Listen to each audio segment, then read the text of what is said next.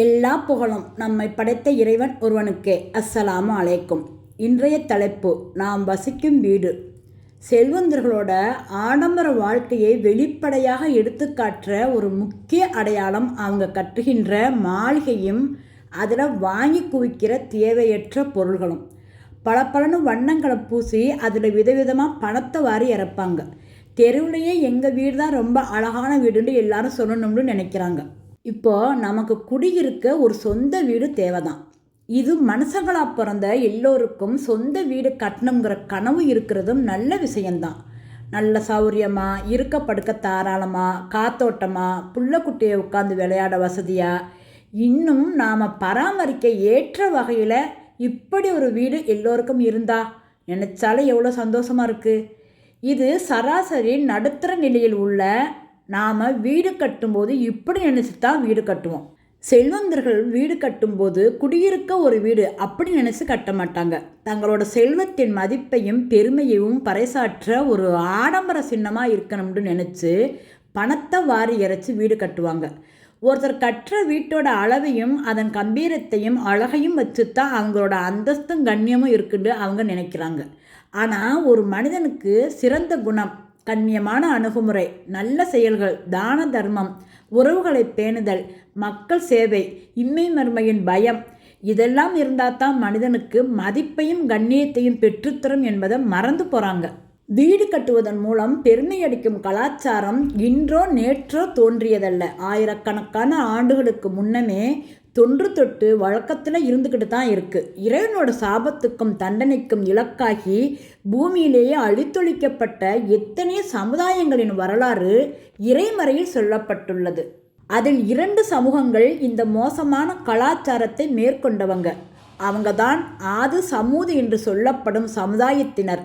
ஆது சமுதாயத்தினர் உயரமான மலை முகடுகளில் வீடு கட்டி அகந்தையும் மமதையும் ஆணவமும் கொண்டு வாழ்ந்தாங்க.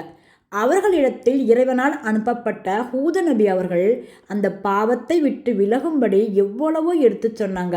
ஆனால் அவங்க யாருமே அதை ஏற்றுக்கொள்ளவில்லை. அதனால் இறைவனோட கோபத்துக்கு ஆளானாங்க. இறைவன் அவர்களை அழித்து நீர்மூலமாக்கினான். மற்றொரு கோத்திரமான சமூது கோத்திரத்தார் மலைகளோட பாறைகளை குடைந்து வீடுகளை கட்டி பெருமை எடுத்து கொண்டாங்க. அந்த சமுதாயத்திடம் இறைவன் சாலிஹ் நபியை அனுப்பி வைத்தான். அவர்களும் அந்த ஜனங்களோட இந்த நடத்தையை கைவிடுமாறு எவ்வளவோ எச்சரிக்கை செஞ்சாங்க, எடுத்து சொன்னாங்க. அதை யாருமே கேட்காம புறக்கணிச்சாங்க.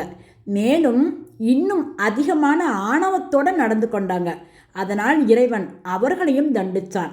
அந்த சமுதாயத்தினர் மொத்தமாகவே அழித்தொழிக்கப்பட்டாங்க. அவங்க கட்டிய வீடுகளோட எஞ்சிய அடையாளங்கள் சவுதி அரேபியாவில் இன்னும் நாம் காணும் வகையில் ஒரு படிப்பினை சின்னமாக இறைவன் வைத்துள்ளான். அதோடு அவங்க அழிக்கப்பட்ட வரலாறை உலகம் அழியும் நாள் வரையிலும் இந்த பூமியில் வாழ்கிற மக்கள் படித்து உணர்ந்து கொள்ளும் வகையில் திருமறையில் ஒரு பாடமாகவும் இறைவன் பதிவு செய்துள்ளான். ஆது சமூது சமுதாயத்தாரின் ஆணவ நடத்தைக்கு இறைவனிடமிருந்து எத்தகைய தண்டனை கிடைத்தது என்பதை இறைமறை இவ்வாறு விவரிக்கிறது. உயரமான தூண்களையுடைய இரம் எனும் ஆது கூட்டத்தாருடன் இறைவன் எவ்வாறு நடந்து கொண்டான் என்பதை நீர் கவனிக்கவில்லையா? அவர்களைப் போன்று எந்த சமுதாயமும் உலக நாடுகளில் படைக்கப்படவில்லை.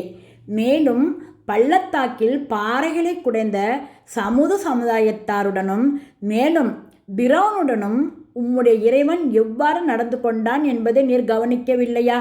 அந்த மக்களோ உலக நாடுகளில் வரம்பு மீறிய செயல்களில் ஈடுபட்டிருந்தார்கள். அங்கு பெரும் குழப்பத்தை விளைவித்தார்கள். இறுதியில் அவர்கள் மீது இறைவன் தண்டனையின் சாட்சிகளை பொழிந்தான். உண்மையில் இறைவன் குறிவைத்து காத்து கொண்டிருந்தான். இது இறைவசனம். சமூகத்தினர் ஒரு கடுமையான விபத்தினால் அழிக்கப்பட்டார்கள்.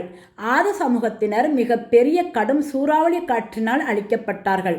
அல்லாஹ் அந்த காற்றினை அவர்கள் மீது 7 இரவுகளும் 8 பகல்களும் தொடர்ந்து ஏவினான். நீர் அங்கு இருந்திருந்தால் இற்றுப்போன ஈச்சமரத் தண்டுகளைப் போன்று அவர்கள் அங்கு முகங்குப்புற வீழ்ந்து கிடந்ததை பார்த்திருப்பீர். இப்போது அவர்களில் எவரேனும் எஞ்சி இருப்பது உமக்கு தெரிய வருகிறதா என்ன? இது இறைவசனம். அண்ணன் நாயகம் ஸல்லல்லாஹு அலைஹி வஸல்லம் அவர்கள் கூறினார்கள், மறுமை நாளில் மனிதனிடம் 5 விஷயங்கள் குறித்து விசாரணை நடத்தப்படாத வரை அவன் அந்த இடத்தை விட்டு கொஞ்சமும் நகர முடியாது.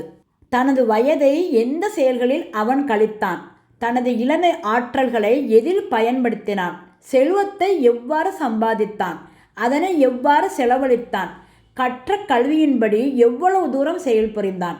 ஆதாரம் திருமிதி.